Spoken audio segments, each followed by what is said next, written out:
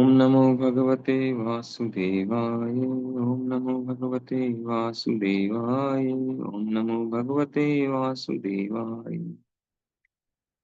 नारायणं नमस्कृत्य नरं चैव नरोत्तमं देवीं सरस्वतीं व्यासं ततो जयमुदीरयेत्। नष्टप्रायेषु भद्रेषु नित्यं भागवत सेवया भगवती उत्तम श्लोके भक्तिर्भवति नैष्ठिकी।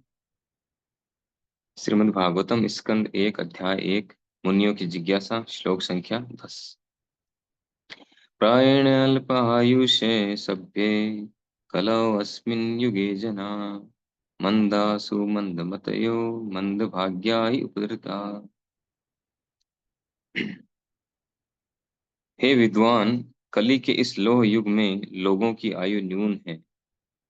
वे झगड़ालू, आलसी, पथभ्रष्ट, अभागे होते हैं तथा साथ ही साथ सदैव विचलित रहते हैं। तो इससे पिछले श्लोक में हमने देखा कि किस प्रकार भक्त हैं वो कितने दयालु हैं।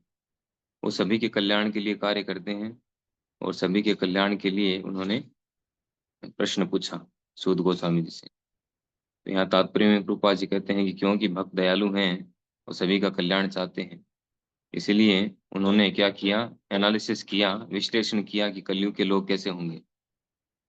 क्योंकि उसी समय जब द्वापर एंड हो चुका था, कलयुग शुरू हो चुका था, शुरुआत में ही, उससे पहले ही, है ना, हम सुनते हैं भागवतम में, उसमें महाभारत में युधिष्ठिर महाराज जो पांडव हैं उन्होंने कलयुग के लक्षणों को देखा था कि कलयुग में क्या होगा। तो ये सब देख करके समझ करके इन विद्वानों ने, सभी ऋषि मुनियों ने जो कलयुग के लोगों के लक्षण बताए हैं एनालिसिस करके, वो क्या क्या है वो इस श्लोक में दिए गए कि कलयुग के लोगों की क्या विशेषताएं। तो पहली है कि प्रायण अल्प आयु से। कलयुग की जो सभ्यता है, मनुष्य सभ्यता, प्रायण अल्प आयु से सभ्य, वो कैसे होंगे, अल्प आयु होंगे, कम आयु, उनकी आयु कम होगी। और ये हम देख रहे हैं हमारी डे टू डे लाइफ में, आसपास के लोगों में, समाज में, रोज न्यूज़पेपर में, है ना, कि कितनी जल्दी लोग मर रहे हैं, कितनी कम आयु में मृत्यु हो रही है। रूपा जी का बहुत सुंदर कारण बताते हैं। रूपा जी से पॉइंट पर बहुत अच्छा एक एग्जाम्पल देके बताया उन्होंने कि इस भौतिक जगत में, विशेष रूप से इस कलयुग में, अभी जो कलयुग चल रहा है वर्तमान, इसमें आयु कम होने का जो कारण है, एक तो कारण वो है कि कलयुग है ना। तो कलयुग में वैसे आयु कम है, 100 वर्ष, लेकिन 100 वर्ष भी नहीं है अभी स्थिति ये हो गई है। तो इसका कारण बता रहे हैं प्रभुपाद जी कि अनियमितता, अनबैलेंस लाइफ है। अनियमितता के कारण ऐसा हो रहा है, लोगों की लाइफ जो नियमित नहीं है, जीवन शैली जो है वो कैसी है, रात को लेट लेट सोना, सुबह लेट उठना, खाने में भी अनियमितता, सोने में अनियमितता, रहन सहन में अनियमितता, हर तरह से जो है लाइफ बिगड़ी हुई है सभी की। ये मूल कारण है आयु कम होने का। पापा जी बता रहे हैं कि अधिक भोजन करना और अधिक इंद्रिय तृप्ति और दूसरों की दया पर अत्यधिक आश्रित रहना, तो ये सब जो चीजें हमने जो आर्टिफिशियली आर्टिफिशियली लाइफ क्रिएट कर ली। नेचुरल जो प्रकृति के नियमों के अनुसार ब्रह्म मुहूर्त से पहले उठना, भगवान का नाम लेना, स्मरण करना, मंदिर जाना, स्नान करना, ये सब कार्य छूट गए हैं, लोगों को पता ही नहीं है। और पूरी की पूरी उनकी जीवन शैली जो है तहस नहस है। तो इस कारण से यार रूपा जी कह रहे हैं जो कृत्रिम जीवन शैली है, ये मनुष्य के आप जो प्राण है उसको चूस लेती है, उसकी आयु को कम कर देती है। दूसरा जो क्वालिटी है कलयुग के लोगों की, वो क्या है, झगड़ालू होते हैं। कलयुग के लोग झगड़ालू, बात बात पे झगड़ा करेंगे। इसीलिए इस युग को कलह का युग कहते हैं। कलह का युग, इसमें जो है लोगों की सहनशीलता लगभग खत्म हो चुकी है। हर व्यक्ति की लगभग, वो सहन नहीं कर पाते, छोटी छोटी बात पे झगड़ा कर लेते हैं। हम लोग भक्ति में आए हैं इसलिए कुछ समझ रहे हैं या कुछ सहन कर पा रहे हैं, है ना, धीरे धीरे सीख रहे हैं। लेकिन जब तक हम भक्ति में नहीं थे तब तक आप सोच के देखिए, विचार करके हम अपने आप पर देख सकते हैं हमारी स्थिति क्या थी, हम कितने सहनशील थे और अभी कितना फर्क पड़ा। तो सहनशीलता बिल्कुल नहीं है। पेशेंस बिल्कुल नहीं। इवन इतनी छोटी से छोटी बात पर लड़ लेते हैं लोग, उतारू रहते हैं लड़ने के लिए। तो बहुत ही सावधान रहने की आवश्यकता है, क्योंकि झगड़ा कई बार इतना बढ़ जाता है कि मर्डर तक हो जाते हैं छोटी छोटी बातों को लेकर के। सुनते भी हैं, कभी जमीन के झगड़े हैं, कहीं किस चीज के झगड़े हैं, तरह तरह के वाद विवाद चलते रहते हैं। क्योंकि सहनशीलता नहीं है। भूल जाते हैं फिर लोग स्थिति को, क्या इसका रिजल्ट क्या होगा, परिणाम की चिंता नहीं। तो ये कलयुग के लोगों की विशेषता है। तीसरी विशेषता है, आलसी होते हैं। मंदा, आलसी होंगे वो। मंदा के कई अर्थ बताए जाते हैं, लेकिन मूल हम अगर समझे यहाँ पर, तो आलसी बताया गया है। आलसी किस चीज में है? आलसी, धीमे, खराब, न कई अर्थ है। तो आलसी किस चीज में है? भौतिक कार्यों में तो आलसी है ही, लेकिन सबसे ज्यादा जो आलसी हो आध्यात्मिक कार्यों में। आध्यात्मिक जीवन शैली को अपनाने में वो बहुत ही आलसी, उसको बिल्कुल प्रायोरिटी नहीं देते, उसको बिल्कुल महत्व नहीं देते, और भौतिक कार्यों के प्रति अट्रैक्ट हैं। आध्यात्मिकता के बारे में उनको बताएं तो आएंगे नहीं वो। कितनी बार आप फोन करके थक जाएंगे आप, नहीं आएंगे। तो ऐसी स्थिति है, उनका इंटरेस्ट ही नहीं है, रुचि नहीं है उनकी बिल्कुल, क्योंकि आलसी हैं। फिर जो है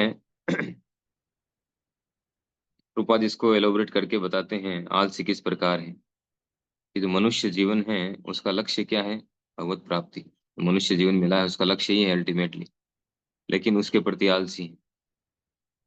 टेम्परेरी जो समस्याएं हैं, प्रॉब्लम्स हैं, उनको सुलझाने में पूरी लाइफ लगा देते हैं, और जो वास्तविक समस्याएं हैं उनकी तरफ ध्यान ही नहीं, उनकी समझ ही नहीं है। कोई बताए तो भी नहीं समझते। इसीलिए नेक्स्ट जो उनकी क्वालिटी है वो क्या है? सुमंद मतयो। क्या कारण नहीं है उनका इंटरेस्ट? उनकी मति जो है, बुद्धि जो है वो बहुत ही ज्यादा मंद है, खराब है, धीमी है, मंद मतयो है। क्यों है? तो कह रहे हैं कि पथ भ्रष्ट, जो भ्रष्ट शिक्षा पद्धति, उसका कारण है भ्रष्ट शिक्षा पद्धति। आप देखिए, ये जब मैकाले नहीं आया था भारत में, अंग्रेजों के आने से पहले, ईस्ट इंडिया कंपनी, इससे पहले मैकाले आके मैकाले ने सर्वे करके पूरा भारत का, और जाकर के स्टेटमेंट दिया था ब्रिटिश गवर्नमेंट में, कि आप जो है भारत को अगर गुलाम बनाना चाहते हैं तो उसकी रीढ़ की हड्डी क्या है? रीढ़ की हड्डी उसकी संस्कृति, उसकी आध्यात्मिक जीवन शैली, उसको नष्ट करना होगा। उस रीढ़ की हड्डी को ब्रेक नहीं करेंगे तब तक हम भारत को गुलाम नहीं बना सकते। जब तक भारतीयों के दिमाग में ये नहीं डालेंगे कि विदेशी चीजें अच्छी हैं, भारतीय चीजें सब बेकार है, विदेशी कल्चर अच्छा है, विदेशी लोग अच्छे हैं, विदेशी प्रोडक्ट अच्छे हैं, ये जब तक उनके दिमाग में नहीं जाएगा तब तक वो हमारे गुलाम नहीं बन पाएंगे। तो कैसे होगा? तो उसने कहा कि यहाँ की जो शिक्षा प्रणाली है, गुरुकुल, उन सबको नष्ट करना हो। वैसा ही किया उन लोगों ने, प्लान करके सारे गुरुकुल में, गुरुकुल के जो ऋषि मुनि जो थे, भक्त थे, उन सबको मारा। मार करके बाई फोर्स सब कुछ सफाया करके अपनी स्कूलें, इंग्लिश स्कूलें डाल दी। और लोगों का अट्रैक्शन था उनकी तरफ, विदेशी चीजों को इतना महत्व देते थे लोग कि अपनी जमीन जायदाद बेच के भी विदेशी प्रोडक्ट खरीदते थे। वो नए नए आविष्कार होते थे वहां पर, उसको खरीदते थे। तो इस तरह से जो है उनको फॉलो करने लग गए, और पूरी तरह से यहाँ की सभ्यता खत्म हो गई। अभी अगर देखें तो कुछ जो थोड़ा बहुत दिखता है वो दिखावे मात्र रह गया है, वास्तविकता नहीं है। तो शिक्षा पद्धति जो है पूरी तरह से भ्रष्ट हो चुकी है। इस कारण लोगों में ऐसी इच्छा आती नहीं है कि वो आत्म साक्षात्कार करें, भगवत साक्षात्कार करें, बिल्कुल नहीं करना चाहते। फिर नेक्स्ट जो पॉइंट है, नेक्स्ट जो उनका क्वालिटी है वो क्या है? मंद भाग्य। अगर किसी के दिमाग में विचार आए भी कि नहीं मुझे तो जो है जीवन को सफल बनाना है, कहीं से सुन लिया, मान लो कहीं गीता भागवत सुन लिया इधर उधर से, तो उसके साथ विचार आ जाए कि हाँ मुझे तो इस मनुष्य जीवन को सफल बनाना है, वो कोई गुरु की खोज करें, ऐसे शिक्षक की खोज करें कि मुझे ज्ञान प्राप्त करना है, तो क्या होगा? तो पॉइंट प्रभा जी बहुत अच्छा बता रहे हैं कि यदि वे इसके विषय में जानते भी हैं तो दुर्भाग्यवश वे पथभ्रष्ट शिक्षकों के शिकार बन जाते हैं। ऐसे जो है चिटर गुरु मिलते हैं उनको, मंद भाग्य है ना, भाग्य भी मंद है। तो ऐसे नकली साधु, नकली गुरु जो चीटिंग करने वाले हैं, अपसंप्रदाय वाले हैं, ऐसों से उनकी भेंट हो जाती और वो उनको पूरी तरह से डाइवर्ट कर देते हैं। जो कुछ उनमें श्रद्धा है उसको पूरी तरह से खत्म कर देते हैं। तो इस कारण से जो है कलयुग के लोगों की स्थिति बहुत ही खराब है। तो इसीलिए ये प्रश्न पूछा गया यहाँ पर पिछले श्लोक में कि आपने कलयुग के लोगों का समग्र कल्याण करने के लिए क्या योजना बनाई है, उसके बारे में बताएं। कुछ महत्वपूर्ण पॉइंट्स और हैं जो प्रभुपाद जी ने यहाँ पे बताए हैं। एक और क्वालिटी रह गई उपद्रता, मंद भाग्या ही उपद्रता। वो क्या है? विचलित रहते हैं कलयुग के लोग, डिस्टर्ब डिस्टर्ब रहते हैं। क्यों डिस्टर्ब रहते हैं? उसके कई कारण बताए हैं प्रभुपाद जी ने। बहुत सारे एंगेजमेंट कर लिए हमने, व्यस्तता, क्लब है, नशा है, फिल्में फिल्में देखना, ये सब चीजें जो हैं, ऐसे ऐसे पुस्तकालय, संसारी पुस्तकालय, इतना साहित्य प्रिंट होता है इन सब के बारे में, स्पेशली काम के बारे में, काम शास्त्र, इसके विषय में बहुत सारे लोग बहुत साहित्य लिखते हैं। पोर्नोग्राफी जो आजकल यूट्यूब पर बताया जाता है, सबसे ज्यादा लोग हैं जो पोर्नोग्राफी देखते हैं। तो इन सब चीजों में इतने व्यस्त हो चुके हैं, नशा करने में, असत संगति, चोरी डकैती, तरह तरह की गलत संगतियां हैं। तो इन सब में व्यस्तता होने के कारण, व्यस्त रहने के कारण वो विचलित रहते हैं, उनका मन शांत नहीं रहता है, वो डिस्टर्ब रहते हैं। इसी कारण झगड़ा करते हैं, इसी कारण हर समय उनका पारा ऊपर रहता है, टेम्परेचर, कभी भी किसी से झगड़ा कर लेते हैं। रूपा जी एक जो मेन पॉइंट और बताना चाह रहे हैं एक दो इसमें, कि जो वर्णाश्रम प्रणाली है वो पूरी तरह से ध्वस्त हो चुकी है। वर्णाश्रम में क्या था? ब्रह्मचारी, गृहस्थ, वानप्रस्थ, संन्यास, जो 25 साल की उम्र तक क्या करते थे व्यक्ति? ब्रह्मचर्य का पालन करते थे। अब हम देखते हैं कि 12-13 साल के बच्चे, लड़के लड़कियां साथ में घूम रहे हैं, गार्डन में घूम रहे हैं या मंदिर में, पट बंद हो जाते हैं 1 से 4, तो सब यहाँ पर वो लवर घूमते रहते हैं, सीढ़ियों में, इधर उधर, कोने कोने में, गार्डन में वो बैठे रहते हैं। और उनकी उम्र देखें तो 12-13-14 साल, 15 साल, ऐसी उम्र है उनकी। तो कहाँ ब्रह्मचर्य रहेगा? ब्रह्मचर्य की तो धज्जियां उड़ाई जा रही पूरी तरह से। तो ब्रह्मचर्य का पालन नहीं होता है। तो ब्रह्मचर्य का पालन नहीं होगा तो ऐसे लोग आगे जाके जब गृहस्थ बनेंगे तो वो आदर्श गृहस्थ नहीं बन सकते। और जब आदर्श गृहस्थ नहीं बनेंगे तो आगे चल के वानप्रस्थ वो नहीं ले पाएंगे, और लेंगे तो भी वो सक्सेस नहीं है। और फिर ऐसे लोगों में से अगर कोई सन्यासी बनेगा तो सन्यासी कैसे होंगे, सोचिए। तो ये सब चल रहा है पूरी दुनिया में। और ऐसे जो सन्यासी हैं वो ठग होते हैं, फिर वो दुनिया को ठगते हैं। तो बहुत महत्वपूर्ण पॉइंट है ना, इसीलिए प्रभुपाद जी ने कहा था कि मेरा 50% कार्य अभी बाकी है। वो क्या है? वो देव वर्णाश्रम की स्थापना करना। तो कृष्ण भावना के द्वारा ही होगा, उसी के द्वारा होगा। फिर एक और जो सबसे महत्वपूर्ण पॉइंट है इसमें, वो क्या है? कि कलयुग में सारा परिवेश श्रद्धा विहीनता से पूर्ण है, श्रद्धा विहीनता से पूर्ण है। अर्थात कलयुग के लोग जो हैं वो श्रद्धा विहीन है, उनकी श्रद्धा नहीं है, विश्वास नहीं है। वो हो भी कैसे? आए दिन चीटिंग होती है, आए दिन ऐसी न्यूज आती है कि वहां जो है उस बाबा ने चीटिंग किया, वहां उस बाबा ने चीटिंग किया। क्या करे व्यक्ति, है ना? डर तो लगता ही है। लेकिन फिर भी अब जैसे हमें पता चल गया है कि हम एक प्रमाणिक संप्रदाय में आ गए हैं, तो हमें तो पूरी श्रद्धा होनी चाहिए ना, इतने टाइम से हम देख रहे हैं। फिर भी कई बार भक्तों में भी ऐसा होता है, भक्तों में भी श्रद्धा नहीं होती। वो एक बात को 4 दिनों से कंफर्म करते हैं। सबसे पहले तो जैसे कोई विचार आया या कोई क्वेश्चन आया, सबसे पहले जाएंगे यूट्यूब पर, यूट्यूब पर देखेंगे कि अमोघ प्रभु जी ने क्या कहा है। फिर अमोघ प्रभु जी से भी सेटिस्फाइड नहीं होंगे, फिर सोचेंगे कि नहीं उन्होंने क्या कहा है, चलो रुक्मणी कृष्ण प्रभु जी का देखते हैं। उससे भी नहीं होंगे, चलो वैष्णव महाराज जी ने क्या कहा है उनका देख लेते हैं। ऐसे कर करके, और फिर जहाँ जहाँ से कनेक्टेड है उनसे पूछेंगे फोन करके, फिर दूसरे भक्त से पूछेंगे। तीसरे से पूछेंगे, ऐसे करके वो किसी वो निचोड़ पर नहीं पहुंचेंगे, निर्णय पर नहीं पहुंच पाएंगे। श्रद्धा नहीं है ना। चारों तरफ जो इधर उधर पूछेंगे एक ही सवाल को, एक ही बात। तो ये स्थिति है, ये गलत है ये तरीका। तो तो तो मेरा एग्जांपल दे सकता हूँ। यहाँ पे हम लोग 2010 से जुड़े हुए हैं, और हम तो शुरुआत से ही अ, इस ग्रेट शान सिंह गुरु जी के टच में हैं। हम और किसी से पूछते नहीं थे, उन्होंने जो कह दिया ओके। अभी उन्हीं से पूछते हैं, यूट्यूब पे जाते ही नहीं। तो प्रश्न आता है तो उनसे पूछ लेते हैं, कोई प्रॉब्लम आती है, समस्या आती है तो उनसे पूछ लेते हैं। यूट्यूब पे गए हम, मान लो होता क्या है, जैसे आपकी कोई समस्या है और आपने यूट्यूब पर जाके देखा उस समस्या का समाधान, तो वहां पे कैसे समाधान होगा? उनको क्या पता आपकी क्या समस्या है। एक ही दो व्यक्तियों की हो सकता है एक जैसी समस्या हो, लेकिन फिर भी अंतर होता है। तो हमेशा जिनके हम गाइडेंस में होते हैं, जिनसे कनेक्टेड होते हैं, उन्हीं से बात करना चाहिए। फिर नहीं हो सेटिस्फेक्शन, तब आपको कोई सीनियर भक्त से पूछना चाहिए। नहीं तो अगर नहीं होता है, वो भक्त खुद ही आपको सीनियर भक्त के पास ले जाएंगे। अगर वो नहीं जवाब देंगे या उनके पास जवाब नहीं होगा, तो खुद आपको लेके जाएंगे सीनियर भक्त के पास। ये सिस्टम होता है। जैसे फैमिली डॉक्टर की बात है, आपका कोई फैमिली डॉक्टर है, वो आपके बारे में सब कुछ जानता है।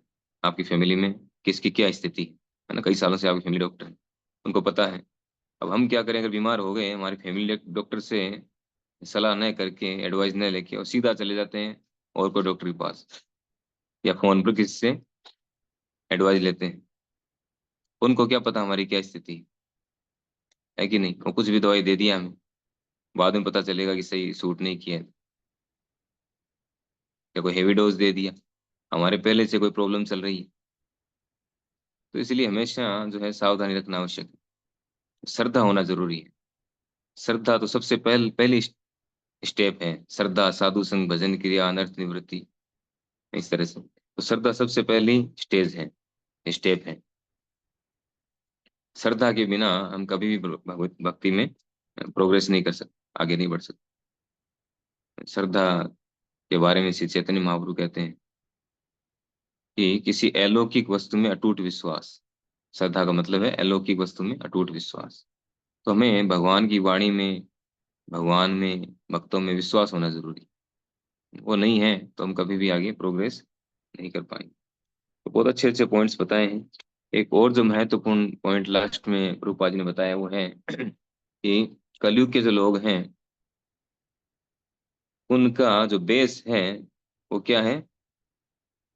भौतिक इंद्रिय तृप्ति, है ना, इंद्रियों की तृप्ति, मेटेरियल एंजॉयमेंट, यही उनका सेंटर है, वही लक्ष्य है। उसी को बना लक्ष्य बना करके वो सारे कार्य करते हैं कि कैसे हम इंद्रियों को तृप्त करें। इस कारण से जो है रूपा जी कह रहे हैं कि कलयुग के लोगों ने इंद्रिय तृप्ति ही सभ्यता का मानदंड बनी हुई है। यही मानदंड है। कोई व्यक्ति कितना एडवांस किया है, कितनी प्रोग्रेस की है, ये कैसे जज करते हैं लोग? कि उसके पास कितना धन है, उसके पास इंद्रिय तृप्ति के कितने साधन है, कितनी अच्छी व्यवस्था है। ये मानदंड है कि उसने प्रोग्रेस की। न तो उसका चरित्र देखा जाता है, न उसके संस्कार देखे जाते हैं, न उसका व्यवहार देखा जाता है। बस यही मानदंड है कि उसका कितना पैसा है।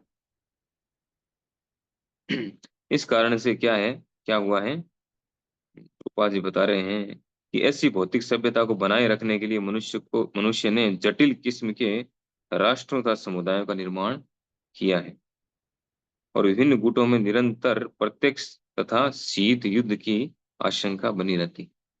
तो ऐसी जटिल स्थिति पैदा हो चुकी है हर जगह पर, क्योंकि सब जो है मानदंड वही है ना, पैसे से, सुविधाओं से। तो हर व्यक्ति आगे बढ़ना चाहता है, अपने आप को प्रेजेंट करना चाहता है, अच्छा प्रेजेंट करना चाहता है। और अच्छे की आजकल परिभाषा क्या है? धन। तो हर व्यक्ति धनी बनना चाहता है। अब ये नहीं केन प्रकार यानी कैसे भी करके धन आना चाहिए, चोरी करके, झूठ बोल के, डकैती करके, चिटिंग करके, काला बाजारी करके, कैसे भी हो। तो इस कारण से जो है समाज में बहुत ज्यादा उपद्रव मच रहा है। बहुत ज्यादा नुकसान हो रहा है। सभ्यता एक तरह से खत्म हो चुकी है। हर जगह युद्ध की स्थितियां हैं। और हम देख रहे हैं कितने समय से, 1.5-2 साल से यूक्रेन का युद्ध चल रहा है। जगह जगह पे युद्ध हो रहे हैं। इवन जो संयुक्त राष्ट्र संघ बनाया गया है उसमें हर साल 1-2 झंडे बढ़ जाते हैं। बढ़ जाते हैं, इसका मतलब एक दो देश जो है और देश बन गए नए, अलग हो गए, डिवाइडेशन हो गया। डिवाइड हो गया, अलग नया देश बन गया, उसका एक और नया झंडा आ गया वहां पे। तो कहाँ शांति हो रही? अगर शांति होती तो झंडे कम होने चाहिए ना, कि हम मिल गए हैं। चलो भारत पाकिस्तान मिल गया है, पाकिस्तान भारत में मर्ज हो गया है, श्रीलंका भारत में मर्ज हो गया है, बांग्लादेश भारत में मर्ज हो गया है। और 3 झंडे कम हो गए, केवल एक एक ही झंडा है। ऐसा होता है? नहीं होता। और अलग अलग होते जा रहे हैं। तो शांति कहाँ हो रही? तो कारण क्या है? सब होड़ में लगे हुए हैं, प्रतिस्पर्धा।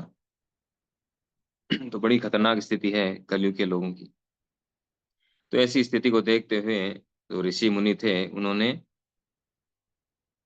इसका उपचार पूछा सूत गोस्वामी जी से कि इसका उपचार बताइए। पतित आत्माओं को मुक्त करने के लिए क्या उपचार है? ऐसा ही प्रश्न जो है नारद मुनि जी पूछते हैं अपने पिता ब्रह्मा जी से, कि कलयुग के लोगों का उद्धार कैसे होगा? तो क्या कहते हो? हरे कृष्ण कृष्ण कृष्ण हरे हरे, हरे राम राम राम हरे हरे। इति शोलक षडनाम नाम कली कलमश नाशनम, ना तो पर तरह पाए सर्ववेदेषु दृश्यते। ये कलयुग में एकमात्र जो कल्याण करने का उपाय हो क्या है? भगवान के नामों का कीर्तन। 32 अक्षर 16 शब्द जो हरे कृष्ण महामंत्र है, इसका कीर्तन करें, इसका जप करें, एकमात्र ही उपाय है। आगे सूत गोस्वामी जी क्या जवाब देंगे हम अगली बार करेंगे। अभी क्वेश्चन आएंगे, 6 प्रश्न पूछे हैं, 6वां प्रश्न आएंगे। हरे कृष्ण। श्रीमद् भागवत महापुराण की जय, श्रील प्रभुपाद की जय।